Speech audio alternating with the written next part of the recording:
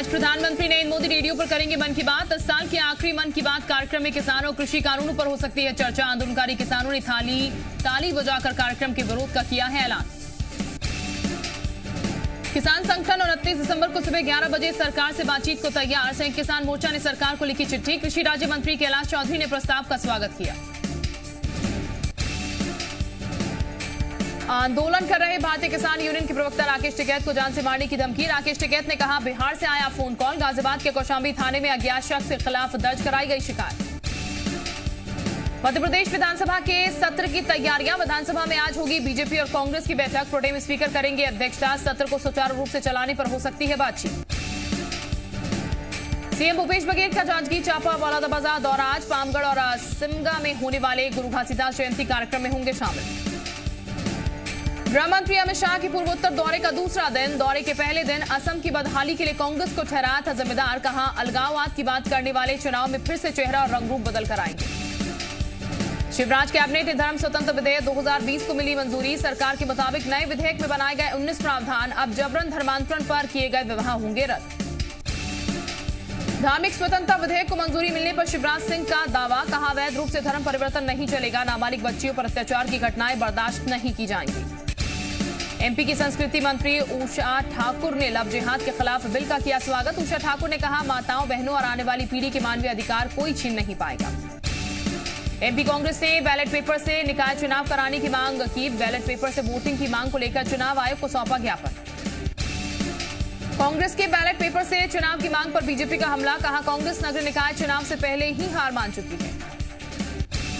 इंदौर में new year पर बड़ी पार्टियों के आयोजन पर लगी रोक। क्राइसिस मैनेजमेंट ग्रुप की बैठक में लिया गया फैसला। बैठक में वैक्सीन लगाने की रूपरेखा पर भी की गई चर्चा। इंदौर में ब्रिटेन से आया एक और युवक निकला कोरोना संक्रमित। युवक को उसके घर में किया गया आइसोलेट। छतरपुर में भी एंटी माफिया अभियान के तहत बड़ी कार्रवाई। कांग्रेस नेता आबिद सिद्दीकी, बदमाश चप्पू समेत कई लोगों के अतिक्रमण पर चला बुलडोजर। बलरामपुर के पांगन नदी में रेत का हो रहा अवैध खनन। लीज एरिया से हटकर खनन कर रहे हैं रेत ठेकेदार। जानकारी के बाद भी प्रशासन नहीं कर रहा कार्रवाई। धार के पीथमपुर में आज एंटी माफिया अभियान के तहत प्रशासन की बड़ी कार्रवाई। कांग्रेस नेता हेमंत हिरोले ने की जमनी में चलाया बुलडोजर। उज्जैन के बेगमबाग इलाके में अतिक्रमण हटाने गई पुलिस और प्रशासन की टीम पर हुआ विरोध। पुलिस ने सुरक्षा को देखते हुए बैरिकेडिंग कर सड़क पर आवाजाही बंद कर दी। कोरिया के कुरासिया में अवैध कोयला खनन करते एक 40 साल की महिला की मौत। खनन के दौरान महिला के ऊपर गिरी मिट्टी में धंसने से हुई महिला की मौत। सुकमा में सुरक्षा बलों को मिली बड़ी कामयाबी। किस्ताराम इलाके में 5 नक्सली गिरफ्तार नक्सली के पास से आईडी बनाने का सामान बरामद। गैस सिलेंडर फटने से 2 लोग घायल। खाना बनाते समय फटा गैस सिलेंडर। मौके पर पहुंची दमकल की टीम ने आग पर पाया काबू। आमदाई खदान बंद करने की मांग को लेकर फिर हजारों ग्रामीण हुए लामबंद। अबूझमाड़ में झारा से हजारों ग्रामीण 10 किलोमीटर पैदल चलकर पहुंचे छोटे डोंगर। ग्वालियर में तानसेन समारोह का हुआ आगाज। समारोह में संस्कृति मंत्री उषा ठाकुर और मंत्री प्रद्युम्न सिंह तोमर हुए शामिल। 5 दिनों तक चलेगा महोत्सव। राजनांदगांव पहुंची श्रीराम वन आगमन रथ यात्रा। इस दौरान रथ यात्रा ने पूरे शहर में किया भ्रमण। शहरवासियों ने जगह जगह पुष्प वर्षा कर यात्रा का किया स्वागत। राजधानी दिल्ली के त्रिलोकपुरी इलाके में देर रात 2 गुटों में झड़प। 2 पड़ोसियों के बीच विवाद में चली गोलियां। एक शख्स की गोली लगने से मौत, एक घायल। पत्थरबाजी की वजह से भी कई लोग हुए घायल। किसान आंदोलन के बीच शिवसेना ने सामना में कांग्रेस नेतृत्व पर उठाए सवाल। कहा, मोदी शाह की चुनौती का सामना करने के लिए विपक्ष को करना होगा आत्ममंथन। शरद पवार को दी जानी चाहिए यूपी की कमान। पश्चिम बंगाल में बीजेपी टीएमसी के बीच जुबानी घमासान तेज। बीजेपी नेता दिलीप घोष की टीएमसी को चेतावनी। कहा, अगर हमें हाथ पर इस्तेमाल करने पर मजबूर किया तो बैंडेज कम पड़ जाएंगे। टीएमसी का पलटवार।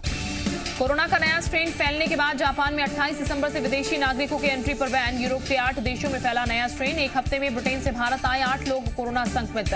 नए स्ट्रेन की जांच के लिए पुणे भेजे गए सैंपल।